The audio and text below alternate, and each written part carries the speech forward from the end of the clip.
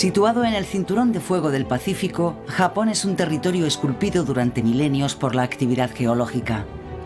La topografía de sus 6.852 islas y su costa irregular se ha visto moldeada por los numerosos volcanes de la región. En las empinadas pendientes que conforman el 70% de su superficie, la naturaleza se muestra tan maravillosa como amenazante. Atrapada entre las montañas y el mar, la población de Japón se agolpa en una estrecha franja de línea costera a merced de las olas, tal y como descubrió el mundo durante el tsunami de 2011 que desató el desastre nuclear de Fukushima. La ola había rebasado el rompeolas. En cuestión de 4 minutos todo había vuelto a la calma. Pero no son solo los tsunamis, también están los tifones, las inundaciones y las avalanchas de lodo. En las costas y montañas el agua es una amenaza para este país. Si sales, te juegas la vida. Es imprescindible quedarse en casa. Para protegerse, los japoneses plantan cara a las fuerzas de la naturaleza. En el norte del país, unos descomunales rompeolas desfiguran la línea costera. Hoy Japón está siendo arrasado por un tsunami de hormigón que ha relevado al tsunami inicial. En Tokio el agua se desvía por medio de unas titánicas estructuras. Todo el mundo considera este lugar como una especie de templo subterráneo. A la vanguardia de la investigación, Japón ha financiado una extraordinaria embarcación para estudiar las líneas de fallas submarinas responsables de los tsunamis de mayor magnitud. Esto no se había hecho nunca antes, por lo menos no a esta profundidad y en una falla activa. Por eso se ha desplegado tanta tecnología. Acostumbrados a adiestrar durante siglos estas aguas salvajes, los japoneses se han encomendado a la ciencia y a la tecnología. En plena era del cambio climático, su filosofía es un modelo de adaptabilidad, pero también nos advierte de la necesidad de entender nuestras limitaciones.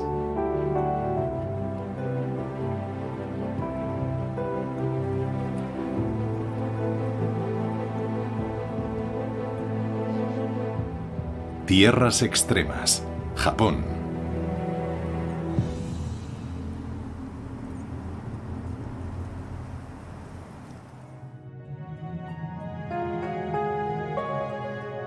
Situada al norte del país, Hokkaido es la isla más salvaje de Japón. El Parque Nacional de Daisetsu-san ostenta varios volcanes en activo, tan majestuosos como amenazantes. Tras vivir durante siglos al pie de estos volcanes, han aprendido a convertir esa amenaza en un valor.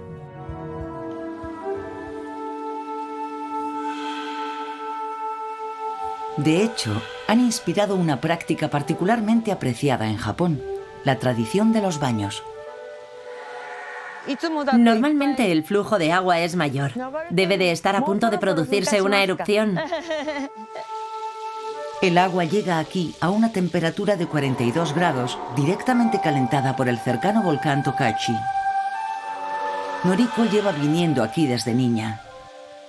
Los lugareños se hacen cargo del mantenimiento de las termas. Puede venir quien quiera. Es gratis.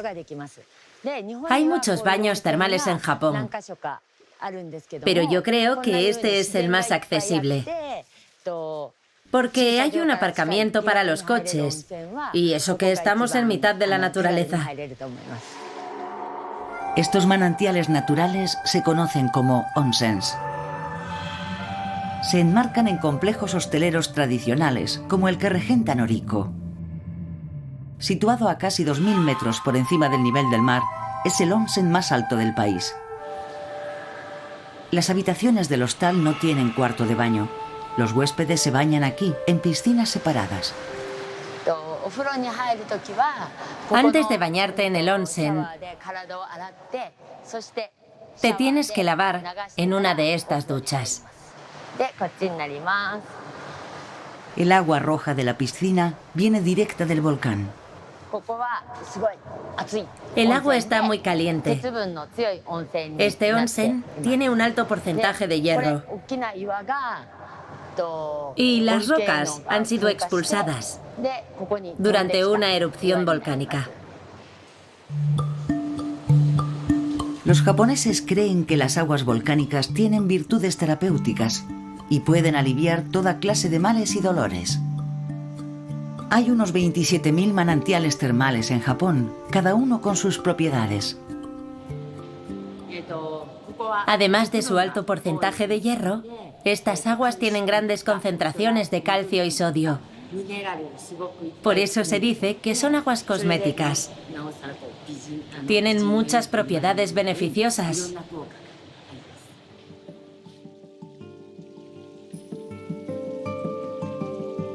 Antiguamente, los manantiales termales ayudaban a los japoneses a soportar las inclemencias del invierno. Pero este paraíso también conlleva un precio, ya que las aguas más beneficiosas también lo pueden destruir todo a su paso. Esta es la pequeña ciudad balneario de Shirogane. Keitaro Yoshikawa trabaja para el Centro Sabo, creado en 1943 por el gobierno para controlar la erosión en las laderas de los volcanes y los ríos.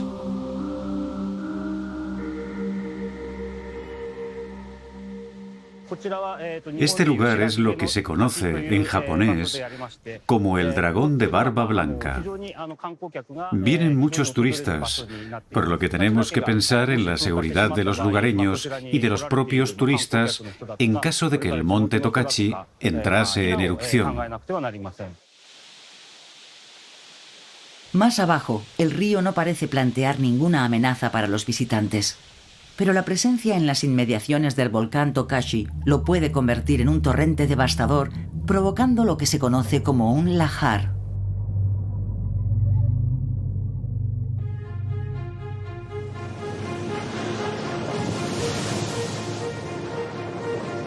Un lahar es uno de los fenómenos más destructivos que se pueden producir en una región volcánica. Los ríos, cargados de cenizas, rocas y sedimentos, se pueden transformar en torrentes de lodo sumamente densos que lo destruyen todo a su paso.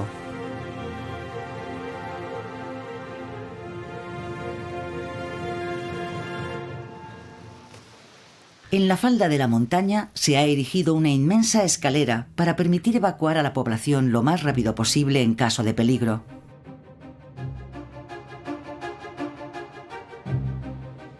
Sus 286 peldaños son accesibles bajo cualquier condición meteorológica y conducen a una plataforma de evacuación situada a más de 600 metros por encima del nivel del mar. Para limitar el potencial destructivo de los lahares, el Centro Sabo de la región ha construido 40 presas en el río por valor de 350 millones de euros. Esta, por ejemplo, con sus vastas fauces de acero, permite filtrar las aguas torrenciales.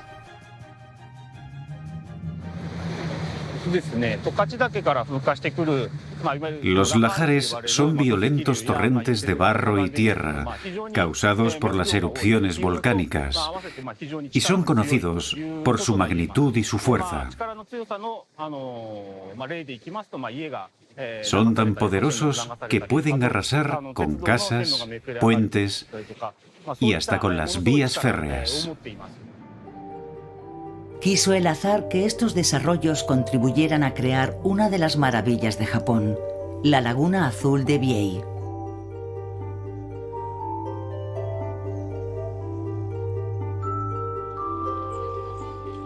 Cada día, miles de turistas acuden a fotografiar su vibrante color, que varía al ritmo de las estaciones.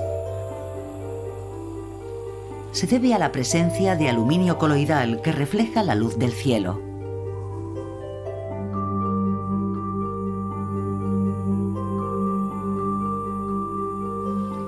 A pesar del riesgo que conllevan, las aguas termales son un activo para la región. Hoy, gracias a la ciencia, han hecho posible incluso algún que otro negocio de lo más sorprendente. En la llanura agrícola de Hokkaido, al pie de los volcanes, donde las temperaturas pueden caer hasta los 30 grados bajo cero en invierno, Hiroyuki Nakagawa ha empezado a cultivar frutas tropicales. Dentro del invernadero, la temperatura es de unos 28 grados. Aquí tenemos mangos. En unos 2 meses serán así de grandes y estarán listos para la venta. Estos mangos estarán maduros en torno a la Navidad, completamente fuera de temporada. Para ello mantiene su invernadero a una temperatura de 25 grados, usando el manantial de agua caliente de sus tierras. Este es nuestro sistema. Las aguas termales subterráneas calientan la tierra y esta a su vez calienta el invernadero. Como los mangos necesitan temperaturas más bajas para florecer, Hiroyuki almacena nieve en un gran tanque y la usa para enfriar el invernadero en verano. Así, es capaz de revertir las estaciones empleando energías renovables. Al principio, parecía un poco arriesgado iniciar el proceso en diciembre, pero también presenta muchas ventajas. En diciembre no hay insectos, por lo que no hace falta usar insecticidas. Además, los inviernos en Hokkaido son muy secos, o sea que no hace falta usar pesticidas para evitar el moho que se forma con la humedad. Los mangos de Hiroyuki se venderán como regalos para el año nuevo, alcanzando precios de entre 100 y 250 euros. Es un negocio rentable que espera desarrollar también con la piña o el lichi. Desde el punto de vista económico, siempre ha sido difícil trabajar la tierra en invierno en Hokkaido. Pero el sector primario puede generar mucho empleo en la región.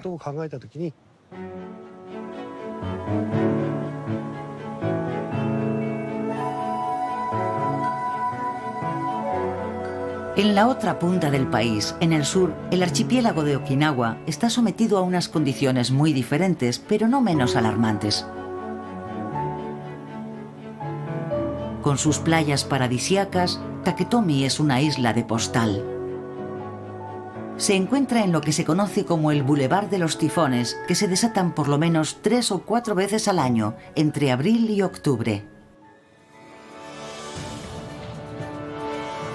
Al igual que los huracanes o los ciclones, los tifones son unas tormentas extremadamente violentas.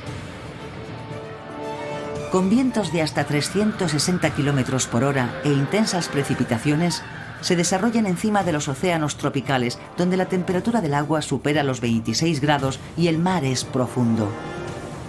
Después se dirigen al norte, descargando toda su fuerza cuando entran en contacto con la tierra. Situada cerca de los trópicos, la isla de Taketomi se ve particularmente afectada por este fenómeno. En los tejados de las viviendas, unas estatuillas sonrientes, mitad perro, mitad león, parecen desafiar a los elementos naturales. Durante siglos, los habitantes las han usado para apaciguar la cólera de los dioses. Kageyuki conoce todos los secretos de esta isla y sus tradiciones. Este alfarero se vino a vivir aquí hace 20 años, pero todavía le fascina la violencia de las tormentas tropicales. Los tifones son terroríficos. El mayor que he visto yo tenía ráfagas de más de 80 metros por segundo. Si sales de casa, te juegas la vida. Por eso es imprescindible quedarse en casa. Cada tifón es anunciado con varios días de antelación por la agencia meteorológica y su trayectoria es relativamente predecible. Así, siempre que se avecina una tormenta, el artesano cierra todas las persianas y se resguarda en su casa.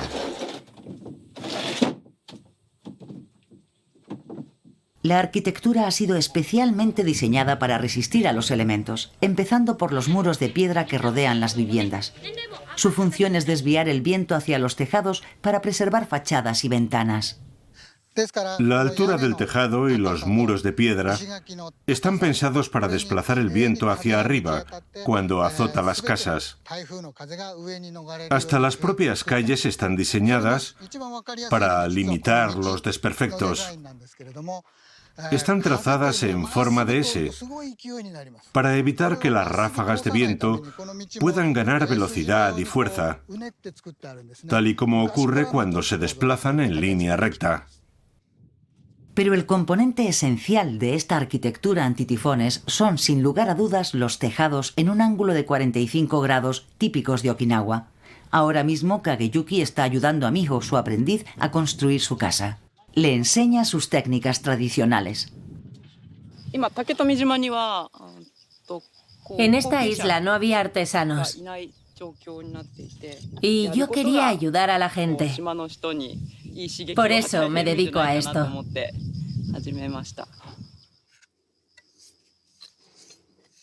Los artesanos superponen 3 capas de tejas que luego sellan con mortero.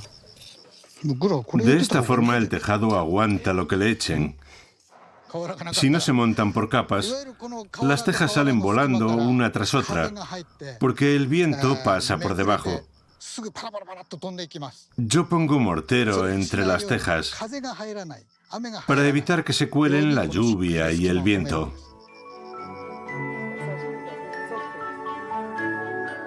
Poco a poco, los tejados de hormigón impermeabilizado están suplantando a las tejas. Miho y Kageyuki son los últimos guardianes de esta antigua ciencia que ha permitido a los japoneses sobrellevar su clima extremo.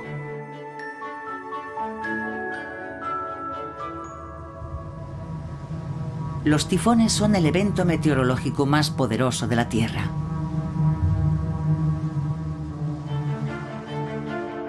Pero, ¿y si fuera posible controlar su formidable energía? Es el reto al que se enfrenta un ingeniero japonés en una isla vecina, donde está probando un prototipo de turbina eólica capaz de alimentarse con los vientos huracanados.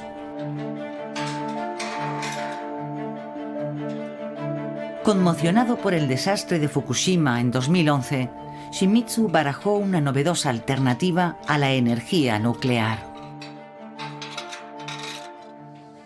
Emprendí mi investigación porque quería entender por qué hay tan poca infraestructura eólica en Japón. Fue entonces cuando descubrí que el país no tenía las condiciones meteorológicas ideales para las turbinas eólicas. Y ahí tuve la idea de crear una turbina que estuviera adaptada a Japón. Y para ello había que eliminar las aspas del diseño. Durante un tifón, las turbinas eólicas convencionales se inmovilizan, ya que podrían acabar destrozadas. Para esta nueva turbina se han utilizado cilindros que rotan sobre sí mismos. Así, al verse golpeada por el viento, toda la estructura se mueve en lo que se conoce como efecto Magnus. Es como tirar un penalti en un partido de fútbol. Si chutas con efecto, la pelota seguirá una trayectoria curva. Y si haces girar el cilindro, la turbina también dará vueltas.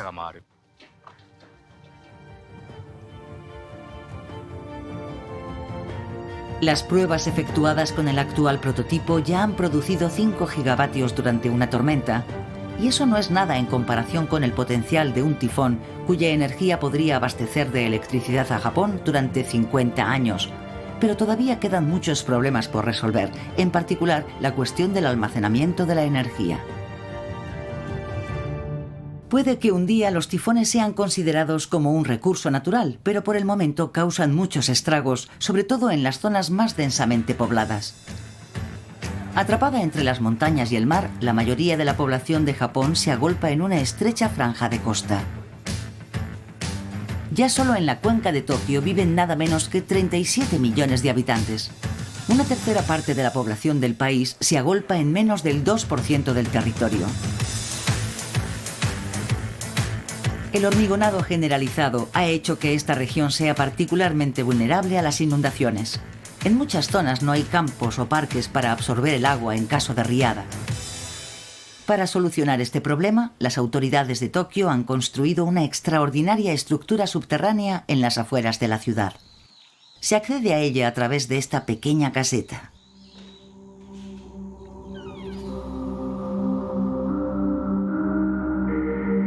Cuando la región se ve azotada por un tifón o por un fuerte aguacero, el exceso de agua se canaliza hasta este depósito que puede almacenar hasta 670.000 metros cúbicos de agua.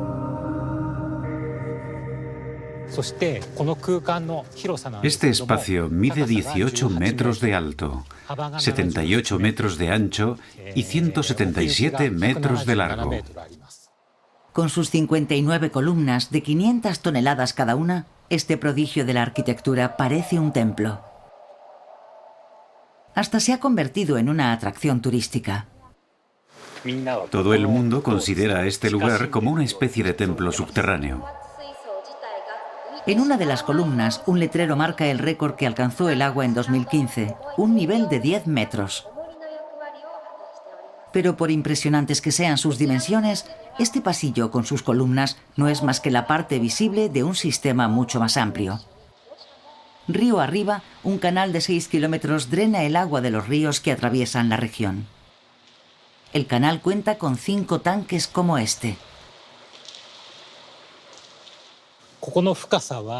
Este lugar mide unos 70 metros de profundidad. Aquí podría aparcar una nave espacial sin problemas. Cuando los tanques se llenan, cosa que ocurre unas 10 veces al año, el agua se drena y se bombea hacia el mar, descendiendo por el río Edo.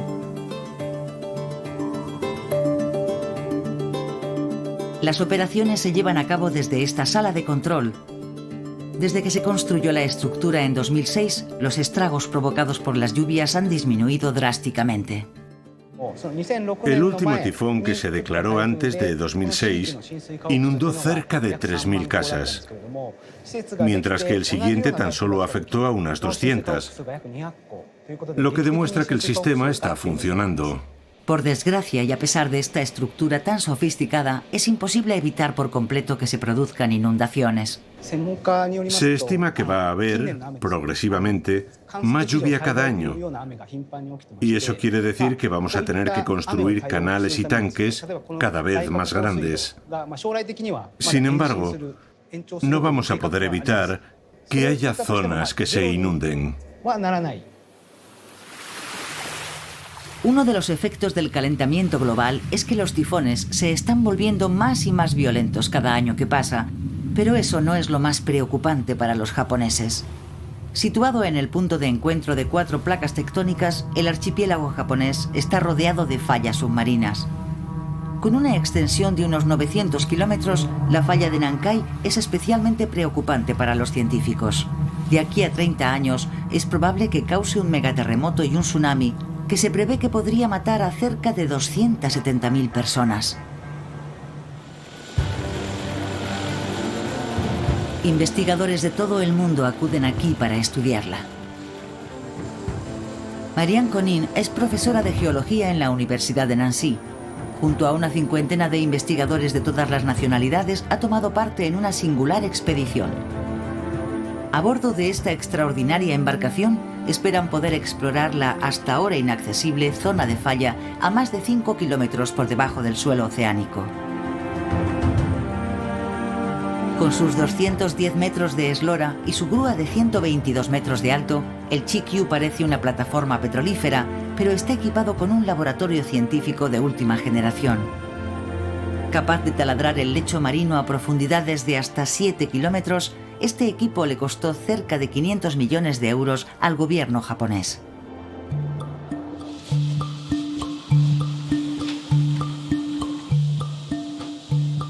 Debido a los frecuentes tifones que se desatan en la zona, la nave solo puede perforar unos pocos meses al año.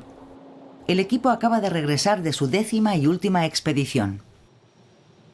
Están a 70 kilómetros de las costas japonesas, en lo que se conoce científicamente como una zona de subducción. Estamos en el punto de encuentro de 2 placas tectónicas. Justo debajo de nosotros tenemos la placa filipina, que pasa por debajo de la euroasiática. Por desgracia, en el punto donde se encuentran se traban, es decir, que no se pueden deslizar. Cuando las placas se traban en una zona de subducción, el riesgo de un terremoto es elevado. Por lo general, estas placas suelen avanzar a un ritmo de 4 centímetros por año. Al no poder deslizarse, acumulan una energía extraordinaria hasta que las rocas ceden y provocan un terremoto. Al moverse, las placas desplazan un volumen ingente de agua, y esto es lo que causa un tsunami, que no es simplemente una gran ola, sino un incremento temporal del nivel del mar. Explorando la falla, los científicos quieren comprender por qué están trabadas las placas para poder explicar mejor cómo el fenómeno genera megaterremotos y tsunamis. Este es el corazón de la zona de perforación. El acceso a la falla está a 2 kilómetros por debajo de la superficie del mar, donde se encuentra el pozo que llevan años perforando. El barco ha de permanecer completamente estático a pesar de las poderosas corrientes submarinas. Es todo un desafío. Ahora puede empezar la perforación propiamente dicha, que se lleva a cabo utilizando unos tubos inmensos ensamblados en secciones de 40 metros.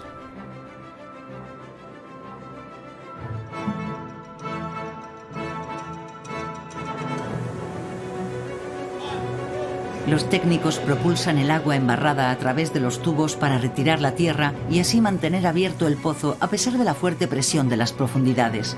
Cuanto más profundo es el pozo, menor es el diámetro, es decir, que su aspecto es el de un embudo gigante. En el fondo, la punta medirá tan solo 17 centímetros de diámetro. La zona que creemos susceptible de desplazarse y generar un megaterremoto mide cerca de 110.000 kilómetros cuadrados. Y queremos acceder a ella a través de una abertura de 17 centímetros más o menos. O sea que va a ser como una diminuta cabeza de alfiler en esta zona tan inmensa donde es probable que se geste un megaterremoto. Por ahora, la expedición ha descendido a más de 3 kilómetros por debajo del lecho marino. Quedan menos de 2 kilómetros para alcanzar la inexplorada zona de falla. Conforme avanza la perforación, los técnicos arrancan cascotes de sedimentos, unas muestras que resultan a menudo muy reveladoras.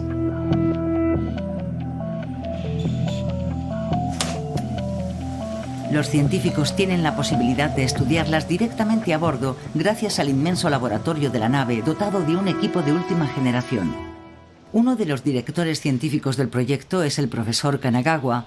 Es quien coordina los análisis, pero la observación de las muestras aporta mucha información a Marianne.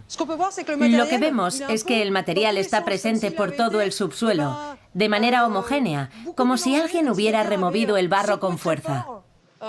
Es el resultado de un corrimiento de tierra, que con toda probabilidad ocurrió durante el terremoto de 1946. Las excavaciones permiten a los científicos viajar en el tiempo. Cuanto más descienden, más se adentran en el pasado lejano. La propia zona de falla nunca había sido explorada antes.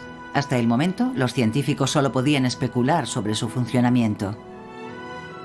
Si logran llevar a término la prospección, sus 10 años de trabajo habrán dado sus frutos, respondiendo por fin a todas sus preguntas y quizá más.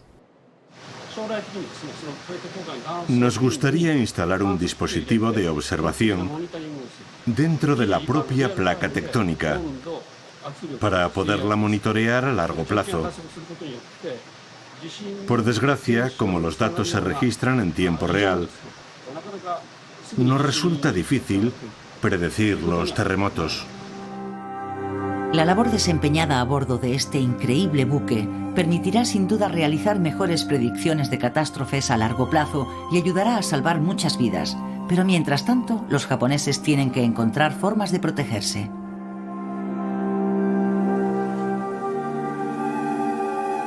En el norte del país, la región de Tohoku padece de media un tsunami cada 70 años.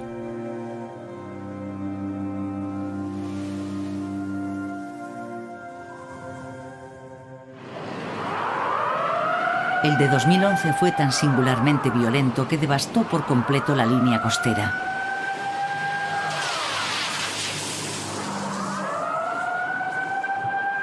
Para proteger a la población, el gobierno ha adoptado una serie de medidas radicales. A lo largo de varios cientos de kilómetros está construyendo un rompeolas para repeler las olas.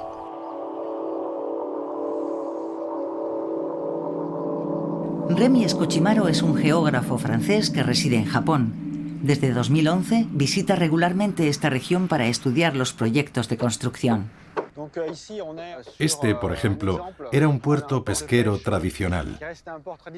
Antes, los barcos podían seguir la línea costera, pero hoy está recubierta de hormigón y han construido un muro de entre 10 y 14 metros de alto, en función del lugar. Yo lo llamo la barrera contra el Pacífico. A lo largo de casi 450 kilómetros de litoral, los japoneses están rodeando de hormigón hasta la cala más pequeña, hasta el arroyo más insignificante, como este riachuelo que en 2011 con el tsunami se inundó. Están erigiendo un cinturón de hormigón en torno al lecho del río, más adaptado a las dimensiones de un tsunami que a las de un río. ¿Pero será eficaz este hormigonado intensivo del paisaje a la hora de repeler un nuevo tsunami?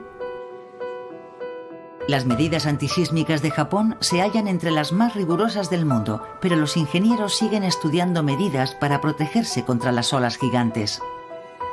En 2011, el tsunami mató a cerca de 18.000 personas frente a las 300 vidas que se cobró el terremoto. A unos pocos kilómetros de aquí, Taro fue una de las primeras aldeas pesqueras en beneficiarse de un gigantesco rompeolas allá por los años 50. En todos los libros de texto se presentó como la medida más eficaz contra los tsunamis en Japón y, por ende, en el mundo. Y sin embargo, este descomunal rompeolas no bastó. La ciudad quedó prácticamente arrasada en 2011. Solo se mantuvo en pie este hotel. Minoru Obata presenció todo lo ocurrido ese día. Voy a abrir. Hoy es guía voluntario y comparte sus experiencias. La ola se estrelló contra esta pared del hotel. Llegó hasta la tercera planta y dejó un boquete a ese lado del edificio. Cuando saltó el aviso de tsunami, Minoru se subió a su coche y corrió a refugiarse en las alturas. Pero no todo el mundo fue tan cauto. En parte, según él, porque el rompeolas creaba un falso sentimiento de seguridad. Recuerdo que me dije, ya verás, va a ser una ola de unos pocos metros, como de costumbre. Como teníamos una barrera antitsunamis de 10 metros, me fui a casa tranquilo.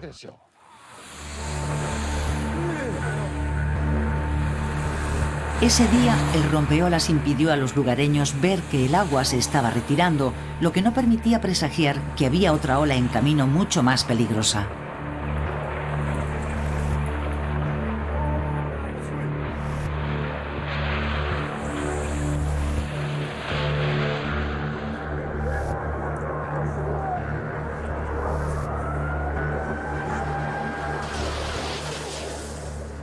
A los 5 minutos llegó un tsunami de 10 metros y poco después... Es difícil de explicar, pero cuando se abatió la tercera ola, de repente fue como si todo estuviera flotando. Había agua por todas partes. La ola medía unos 16 metros, así que rebasó el rompeolas casi al instante. Y en cuestión de 4 minutos, todo había vuelto a la calma.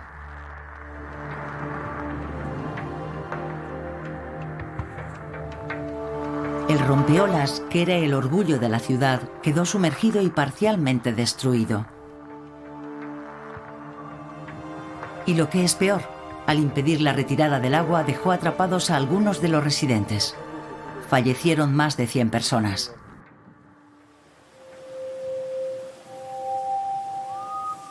Sin embargo, unos años más tarde, el municipio optó por reconstruir un nuevo rompeolas aún más grande y más alto.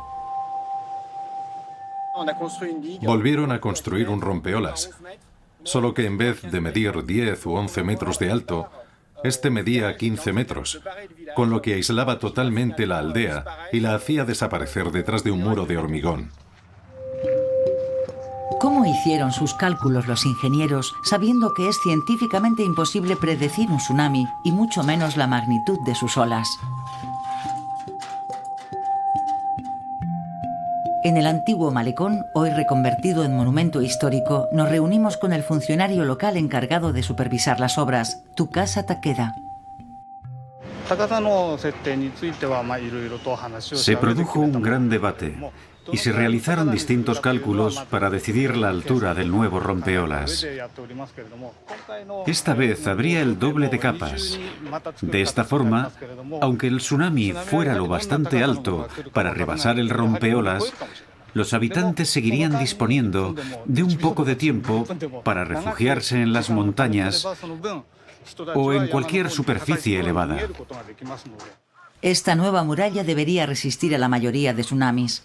pero en los cálculos solo se ha tenido en cuenta la altura de olas pasadas. Hoy los científicos quieren incorporar la topografía y la medición de las distancias para señalar con precisión el punto de inicio de los terremotos y poder establecer estándares precisos. Mientras, el Estado sigue construyendo murallas para mostrar su apoyo a las poblaciones vulnerables. Dada la magnitud de la amenaza, es difícil oponerse a estas medidas. La construcción de nuevos rompeolas no tiene límites porque Japón tiene dinero.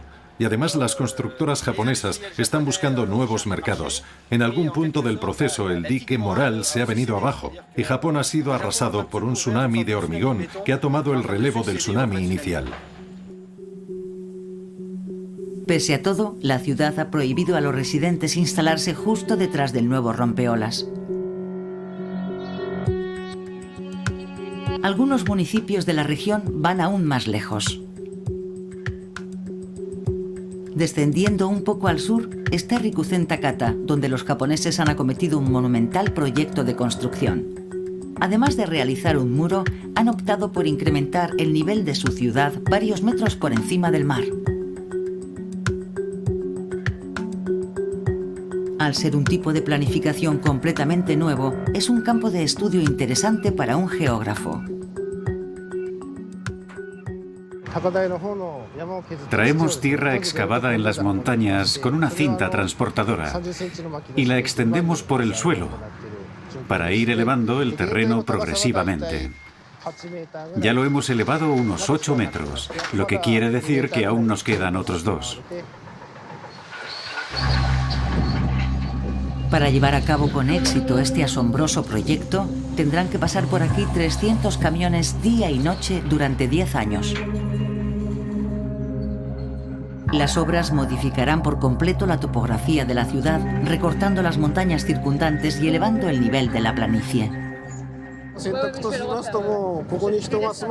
La alternativa era que la gente dejara de vivir aquí, lo que acabaría con el comercio y mataría la ciudad. Habría sido una pésima idea. Antes del tsunami de 2011 vivían aquí unas 5.000 personas. Muchos aún poseen parcelas de terreno. Los japoneses parecen dispuestos a hacer todos los sacrificios necesarios para preservar su espacio vital. ¿Pero no es lo que le espera a toda la humanidad en plena era del cambio climático? De buenas a primeras puede parecer una solución un poco desproporcionada, pero por otro lado este proyecto tan colosal se puede ver como un modelo de lo que se puede hacer para combatir los tsunamis y protegernos contra el aumento del nivel del mar, ya que cada vez va a haber más regiones del mundo expuestas a ese riesgo. A lo mejor es una solución que ganará adeptos y se acabará extendiendo por todo el planeta. El calentamiento global podría obligarnos a todos un día a adoptar estas medidas tan extremas. Sin embargo, en Japón hay quien aboga por un enfoque diferente que aproveche las fuerzas de la naturaleza en vez de combatirlas. Esa es la filosofía de algunos lugareños que se han propuesto resistir al tsunami de hormigón. A menos de 20 kilómetros de la ciudad elevada, es posible hallar un paisaje natural que se conserva tal y como era antes del tsunami y de los programas de reconstrucción. Shigeatsu Hatakeyama es un ostricultor de 75 años. Está determinado a proteger el entorno en el que cría sus ostras.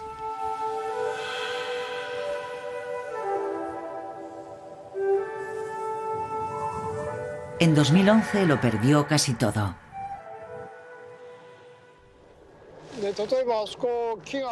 Fijaos en ese árbol, el pino muerto de ahí. La riada arrastró las casas que había ahí, arrasó con todo. Todo desapareció. Como la mayoría de los ostricultores, Shigeatsu quiso retomar su actividad contra viento y marea. Al cabo de unos meses se llevó una gran sorpresa. Sus ostras crecían ahora el doble de rápido que antes. 8 años después del desastre, siguen alcanzando un tamaño impresionante. Las ostras son la fuente de la vida. Al principio, las autoridades sanitarias temieron una contaminación radiactiva de las aguas a raíz de Fukushima. Pero las investigaciones no detectaron ninguna traza de radiactividad. Hay otra explicación para su excepcional crecimiento.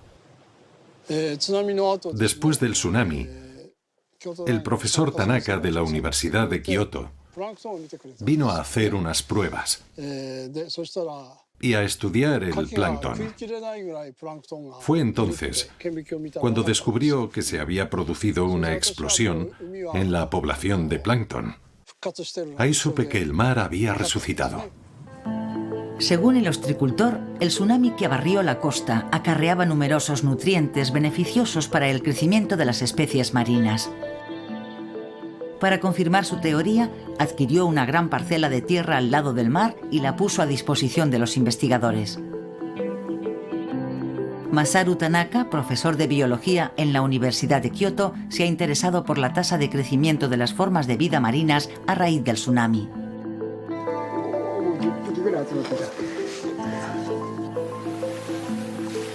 Estos pececillos conocidos como gobios casi habían desaparecido de la zona antes del desastre.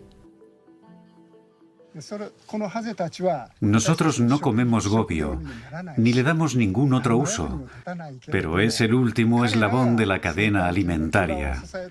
Es una fuente de comida para las aves y las anguilas japonesas, una especie que ahora mismo está en peligro de extinción. Según este investigador, el tsunami ha resucitado la cadena alimentaria, restaurando la circulación de los nutrientes que circulan naturalmente entre la tierra y el mar. Por desgracia, la reconstrucción de la zona no ha sido eficiente, ya que se han conformado con rellenar el terreno original. Esta es la única hectárea de humedal donde se ha preservado la mayoría de los elementos. Así que es un lugar sumamente importante. Después de un desastre, la naturaleza se regenera a una velocidad asombrosa. La naturaleza siempre sale fortalecida, incluso después de un desastre. Es algo importante a tener en cuenta y de lo que deberíamos aprender. Como medida de protección, en ocasiones es posible trasladar las viviendas a las alturas o mejorar los procesos de evacuación.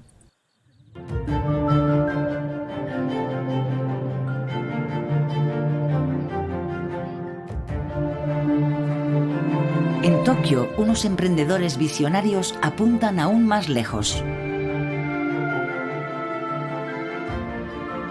¿Cabe?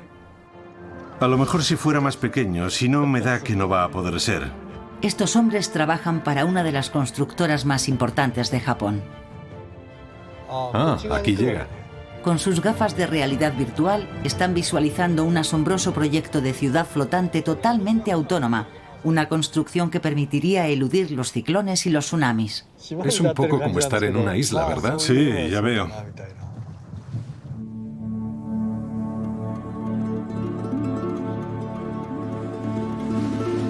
La ciudad, de 1 kilómetro de alto, flotará sobre una base de unos 3 kilómetros de diámetro y podrá alojar a cerca de 50.000 habitantes. Sería una inmensa torre. En la parte superior vivirían los residentes y en el centro se podrían cultivar hortalizas y también habría un restaurante. Según los diseñadores que ya han realizado pruebas con modelos, los habitantes estarían más seguros aquí que en tierra firme. Ya sea un tifón o un tsunami, se estrellan contra los muros de los edificios. Y eso quiere decir que lo más seguro es encontrarse en una superficie amplia y que flote. Si se declara un tsunami, la plataforma se eleva con la ola y luego vuelve a su sitio. Y con el viento, el concepto es el mismo. El flotador verde tiene la capacidad de sortear la energía del viento o de la ola en vez de acusar el golpe sin más. Ahora suena a ciencia ficción, pero la compañía ya está trabajando en proyectos más pequeños con muchos países que se enfrentan a la subida del nivel del mar. Al vivir en un país con un territorio extremo y amenazado por el agua, los japoneses han tomado la iniciativa en la lucha contra el cambio climático. Tal vez resuelvan algunos de los problemas que amenazan con afectarnos a todos en un futuro cercano.